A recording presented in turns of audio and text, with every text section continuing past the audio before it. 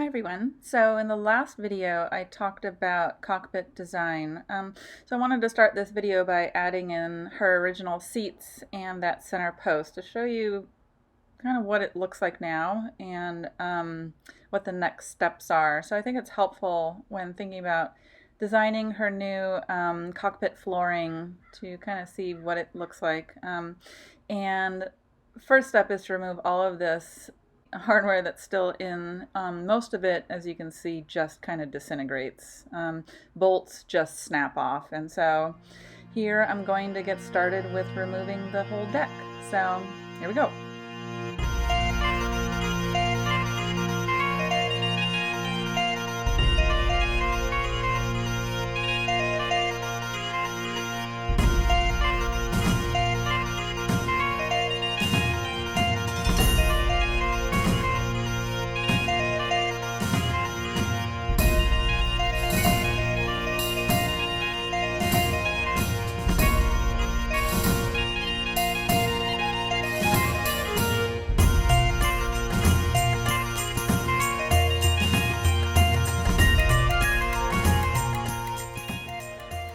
Okay, the deck's off.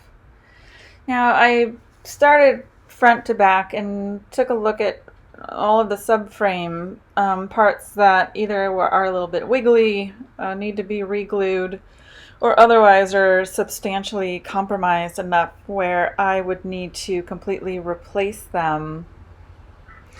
And this frame piece there's these three in the forward of the cockpit, but overall they're not so bad. They do have some surface mold issues. I think I'll just sand them down and put a penetrating epoxy. Here also in the forward part of the underside of the deck, you can see the glue, and the glue is just deteriorated overall.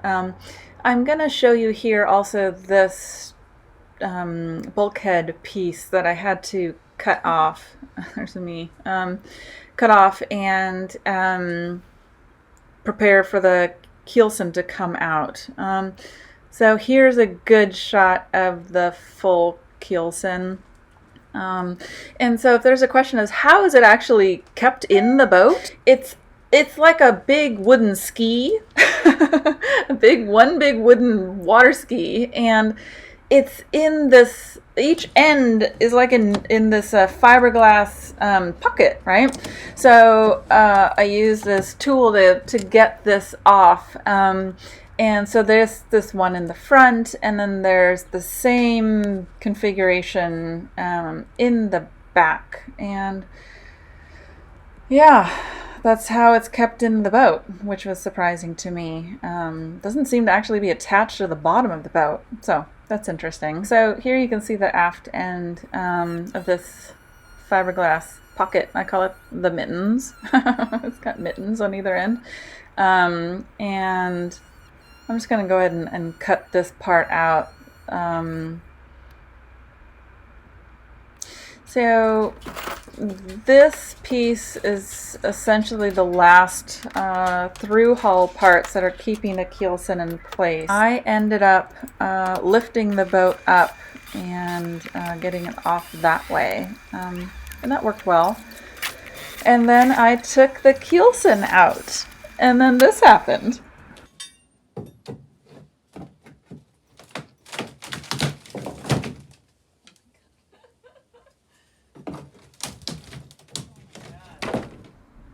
I think if there was ever a question, should I replace the Keelson, I think this pretty much says what needed to happen. It just completely disintegrated. It's terrible. And I'll be honest, I mean, you hit a point when you realize how bad it is. Yeah, and I thought quite a bit about the Keelson material that I was going to use and if I should use one solid piece, and looking at it now that it's completely out of the boat, I do need to layer it up and shape it to the hull. It's hard to tell here, but there's a little bit of a shape here. There's 3 layers, and there's a shape that conforms to the bow. Yeah, the Keelson needed to be replaced really badly.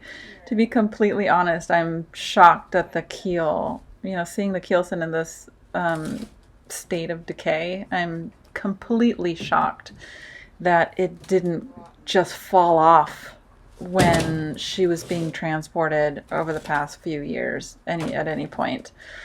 So the whole Keelson just came out in 3 big chunks.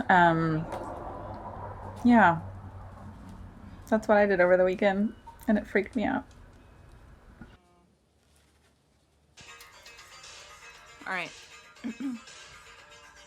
See, so I just did at some points in life, you just realize, like, there's this saying, there's no comfort in growth. I look terrible, I don't care. There's no comfort in growth, and I am uncomfortable. Like, I'm not okay. Why am I so dirty? I love the boat. But, like, what do you do when you realize that you just cut its spine out and it's terrible and you're freaking out? I mean, what the hell are you supposed to do?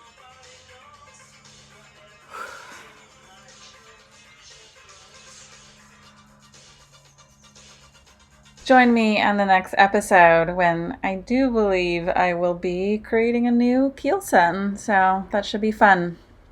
Thanks for watching. One more thing. Hit the subscribe button if you want to be notified when I upload new episodes. Fair winds, following seas.